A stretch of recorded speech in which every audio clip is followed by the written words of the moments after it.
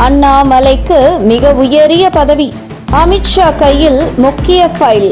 ஒருத்தரும் தப்பிக்க முடியாது. டாஸ்மாக் மெகா ஊழல் திமுகவின் அஸ்திவாரத்தை ஆட்டம் காண வைத்துள்ளது. இந்த நிலையில் தமிழக சட்டசபை தேர்தல் நெருங்கும் நேரத்தில் டாஸ்மாக் மெகா ஊழல் தொடர்பாக முதல் குடும்பத்தை சார்ந்த முக்கிய புள்ளியை கைது செய்வதற்காக அமலாக்கத்துறை மிக தீவிரமாக வேலை செய்து வருவதாக கூறப்படுகிறது. குறிப்பாக சனாதனம் குறித்து சர்ச்சைக்குரிய வகையில் உதயநிதி ஸ்டாலின் பேசியது வட மாநிலங்களில் மிகப்பெரிய எதிர்ப்பு அலையை ஏற்படுத்தியது. மத்திய பிரதேச சட்டசபை தேர்தலில் காங்கிரஸ் தோல்விக்கு உதயநிதி ஸ்டாலினின் சனாதன பேச்சு ஒரு காரணமாகவும் அமைந்திருந்தது.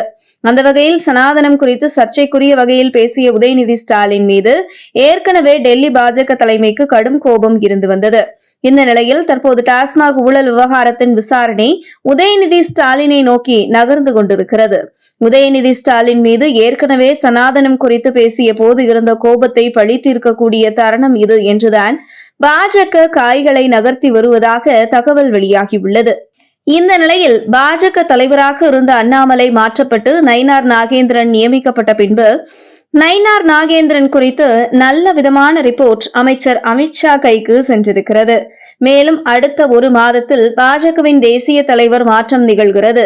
குறிப்பாக பாஜகவுக்கு RSSக்கும் இடையில் யார் அடுத்த தேசிய தலைவர் என்கின்ற பேச்சுவார்த்தை தொடர்ந்து இழுபறியாகவே நீடித்துக் கொண்டிருக்கிறது என்கிறது டெல்லி வட்டாரங்கள்.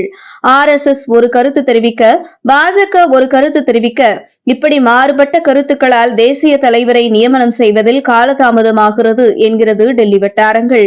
இருந்தாலும் அடுத்த ஒரு மாதத்திற்குள் பாஜகவின் தேசிய தலைவரை உறுதி செய்துவிடும் பாஜக தலைமை. இந்த நிலையில் மும்பை நகராட்சி தேர்தல் அமித்ஷா முழு கவனம் செலுத்தி வரும் நிலையில் மும்பை நகராட்சி தேர்தலை முடித்துவிட்டு தன்னுடைய முழு கவனத்தையும் தமிழகம் பக்க திரும்ப இருக்கிறார் அமித்ஷா. இந்த நிலையில் அண்ணாமலையை தவிர்த்து பாஜக தமிழகத்தில் அரசியல் செய்ய முடியாது என்பதை நன்கு உணர்ந்த அமித்ஷா அண்ணாமலைக்கு மிக உயரிய பதவியை கொடுப்பதற்கு முடிவு செய்துள்ளார்.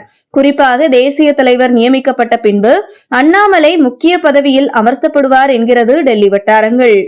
மேலும் தமிழ்நாடு தேர்தல் கருத்து கணிப்பு குறித்து தனியார் நிறுவனங்கள் நடத்திய ரிப்போர்ட் அமித்ஷா கைக்கு சமீபத்தில் சென்றிருக்கிறது. அதன் அடிப்படையில் தற்போதைய நிலவரப்படி தமிழக மக்கள் திமுக மீது கடும் அதிருப்தியில் இருக்கிறார்கள். இந்த நிலையில் தேசிய ஜனநாயக கூட்டணி சரியான முறையில் தமிழக சட்டசபை தேர்தலை கையாண்டால் குறைந்தது 170 தொகுதிகள் தேசிய ஜனநாயக கூட்டணி வெற்றி பெறும் என்கின்ற ரிப்போர்ட் அமித்ஷா கையில் இருப்பதாக தகவல் வெளியாகியுள்ளது. அந்த வகையில் மகாராஷ்டிரா நகராட்சி தேர்தலை முடித்துவிட்டு தேசிய தலைவர் நியமனத்திற்கு பின்பு அண்ணாமலைக்கு மிக உயரிய பதவியை வழங்கி வரும் 2026 சட்டசபை தேர்தலுக்காக தமிழ்நாட்டில் முழு வீச்சில் அமித்ஷா களமிறங்க இருப்பதாக டெல்லி வட்டாரங்கள் தெரிவிக்கின்றன. மேலும் தமிழக தேர்தல் கள நிலவரம் நாளுக்கு நாள் திமுகவுக்கு எதிராக மாறி வரும் நிலையில் வரும் சட்டசபை தேர்தலில் திமுக பலத்த அடி வாங்கும் என்கிறது தேர்தல் கள நிலவரம்.